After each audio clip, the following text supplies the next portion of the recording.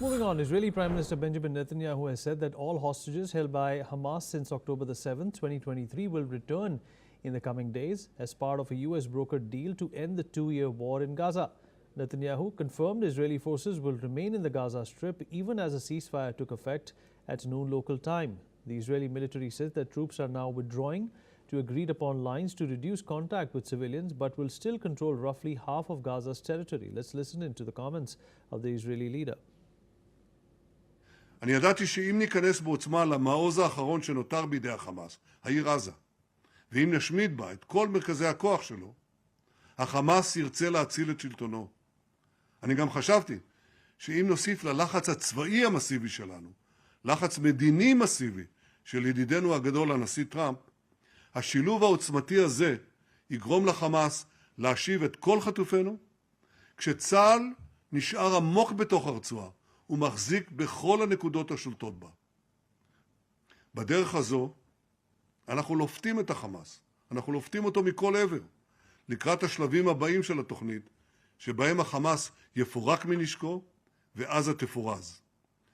אם הדבר הזה יושג בדרך הקלה, מה טוב, ואם לא, הוא יושג בדרך הקשה.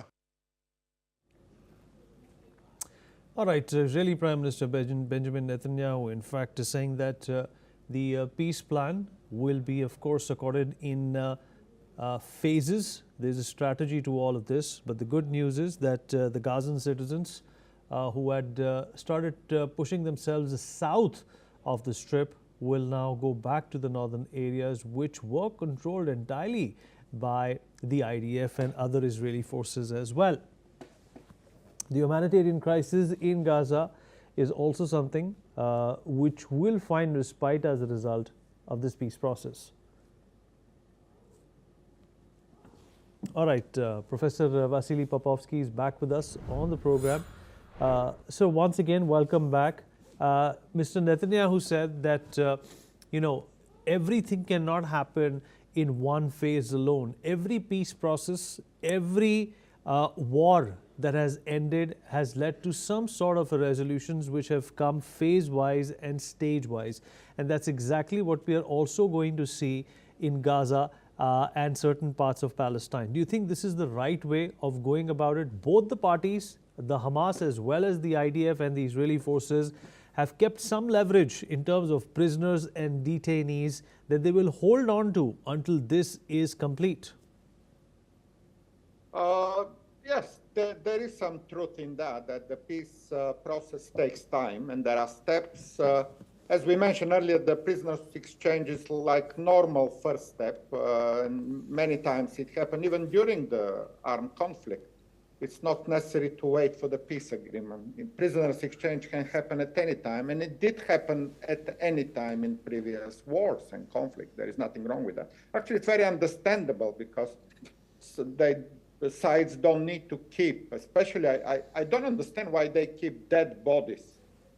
Why on earth somebody will keep dead bodies as a leverage? I really don't understand that. But anyway, some warring factions do that, and that's absolutely, for me, beyond understanding. But yes, it will take time.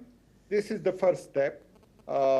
As we said, very welcome for the families to get their boys back at homes and to celebrate the reunion of families. It's a good news. We should probably be positive today in sense of welcoming that small progress. Both sides agree on that. Definitely we should mention Egyptians and Qatari, the two countries with their mediators playing the big role here is for Egypt. And it's not Donald Trump, by the way. Donald Trump did zero efforts here.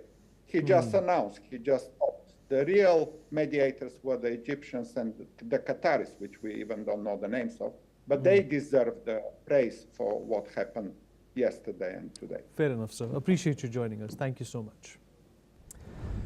Well, the Afghan Taliban has accused Pakistan of violating Kabul's sovereign territory.